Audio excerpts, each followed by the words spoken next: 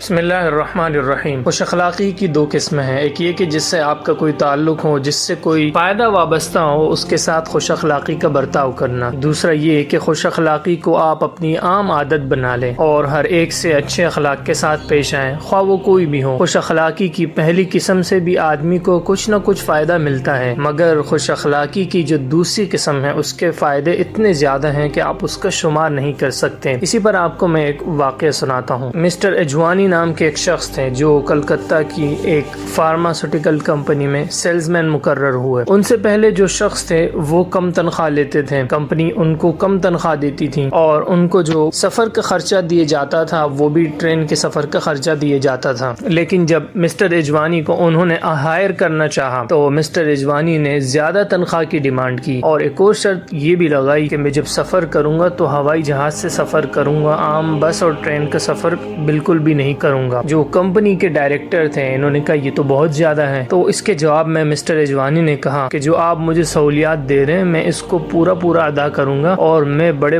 Order آپ کے پاس لے کے آؤں گا، آپ مجھے رکھنے کا ایک بار تجربہ تو کیجیے۔ یہ بات سن کر ان کو ہائر کر لیا گیا اور گجرات کا علاقہ ان کو دے دیا گیا کہ آپ نے یہاں پر آرڈر یہاں سے لینے ہیں۔ اس زمانے میں گجرات میں ایک لیڈی ڈاکٹر تھی جس کی پریکٹس بہت زیادہ مشہور تھی، بہت زیادہ کامیاب، اور اس کا کلینک ہاسپٹل بہت زیادہ چلتا تھا اور اس کے یہاں دواؤں کی جو کھپت تھی بہت زیادہ تھی، مگر وہ کسی مرد ایجنٹ سے نہیں ملتی تھی۔ اس کی وجہ کیا تھی؟ وہ یہ کہ ایک مرتبہ ایک فارما کمپنی کے ایجنٹ ان کے ہاں آیا اور باتوں کے دوران اس نے بتایا کہ میں پامسٹری جانتا ہوں اور ہاتھ بھی دیکھتا ہوں۔ لیڈی ڈاکٹر نے اپنا ہاتھ اس کے سامنے کر دیا۔ ایجنٹ نے دیکھ کر کہا کہ آپ کی ہاتھ کی ریکھائیں تو بہت اچھی ہیں۔ یہ کہتے ہی اس نے اس لیڈی ڈاکٹر کا ہاتھ چوم لیا۔ اس واقعے کے بعد لیڈی ڈاکٹر کو مرد ایجنٹوں سے اتنی نفرت ہو گئی کہ اس نے اپنے دواخانے پہ مرد ایجنٹس کا داخلہ ہی بند کر دیا۔ مسٹر اجوانی اپنے تجارتی سفر میں اس شہر کے لیے جب روانہ ہونے لگے تو کمپنی کے ڈائریکٹر نے اس لیڈی ڈاکٹر کا بھی ذکر کیا، میں ضرور اس کا آرڈر لے کر رہوں گا۔ ڈائریکٹر نے اس کو ہنس کر ٹال دیا۔ اس نے کہا اس سے آرڈر لینا بالکل ناممکن ہے۔ لیڈی ڈاکٹر اس بارے میں اتنی زیادہ مشہور ہو چکی تھی کہ لوگوں نے اس کے بارے میں سوچنا ہی چھوڑ دیا تھا۔ مسٹر اجوانی اپنے سفر پر روانہ ہو گئے۔ ہوائی جہاز میں جو ان کو سیٹ ملی ہوئی تھی اس کی ساتھ والی سیٹ پہ ایک بوڑھی خاتون تھی۔ راستے میں ایسا ہوا کہ بوڑھی خاتون کو کھانسی اٹھی اور کف آنے لگی۔ بوڑھی خاتون بہت پریشان ہوئی۔ مسٹر اجوانی کو اپنی عام اخلاقی عادت کے مطابق اس خاتون کے ساتھ ہمدردی پیدا ہوئی اور انہوں نے فوراً اپنا رومال اس کے منہ کے سامنے کر دیا، اس کا کف اپنے رومال پر لے لیا اور پھر غسل خانے میں جا کر اسے دھو لیا۔ خاتون اس واقعے سے بہت متاثر ہوئی۔ اس خاتون کو بھی وہی جانا تھا جہاں مسٹر اجوانی جا رہے تھے۔ ہوائی جہاز جب وہاں پہنچا اور بوڑھی خاتون جب باہر آئی تو یہ دیکھ کر پریشان ہوئی، کوئی بھی اس کو ایئرپورٹ لینے نہیں آیا۔ یہ خاتون کسی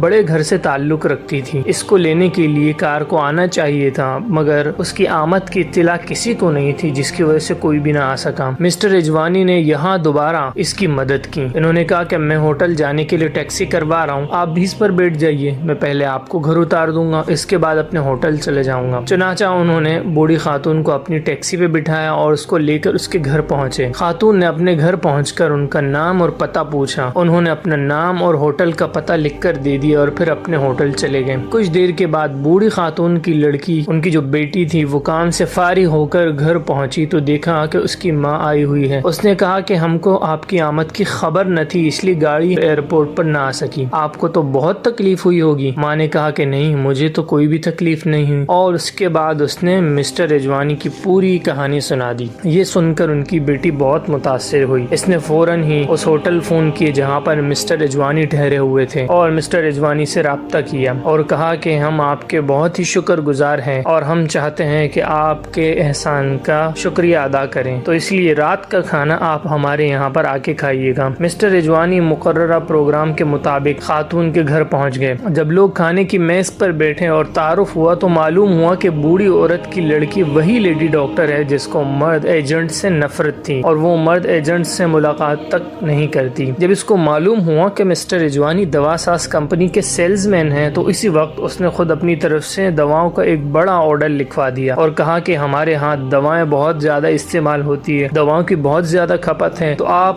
ہم کو اپنا مستقل گاہک سمجھیے اور ہر مہینے دوائیں بھیجتے رہیے۔ مسٹر اجوانی کھانے اور ملاقات سے فارغ ہو کر ہوٹل واپس آئے اور اسی وقت کلکتہ میں اپنے ڈائریکٹر کو فون کیا اور انہوں نے ڈائریکٹر کو ٹیلی فون پر بتایا کہ مذکورہ لیڈی ڈاکٹر سے میں نے اتنے لاکھ روپے کا آرڈر حاصل کر لیا ہے۔ ڈائریکٹر نے سنتے ساتھ ہی کہا کہ تم غلط کہہ رہے ہو، ایسا کبھی ہو ہی نہیں سکتا۔ لیکن اگلے ہی لمحے اس لیڈی ڈاکٹر کا چیک، اس کا سائن شدہ آرڈر پہنچا تو اس کو معلوم ہوا کہ واقعی میں یہ واقعہ سچا ہے اور مسٹر رجوانی نے اس کا آرڈر لے لیا ہے۔ پھر ایک عرصے بعد مسٹر رجوانی سے کسی نے پوچھا کہ آپ کو تجارت کا بہت تجربہ ہے، یہ بتائیے کہ تجارت میں کامیابی کا راز کیا ہے؟ انہوں نے جواب دیا، میٹھی زبان اور اچھا سلوک۔ چاہے بظاہر اس کا آپ کو فائدہ دکھے یا نہ دکھے، لیکن ہر وقت آپ نے ہر کسی کے ساتھ اچھا اخلاق اور اچھا برتاؤ کرنا ہے۔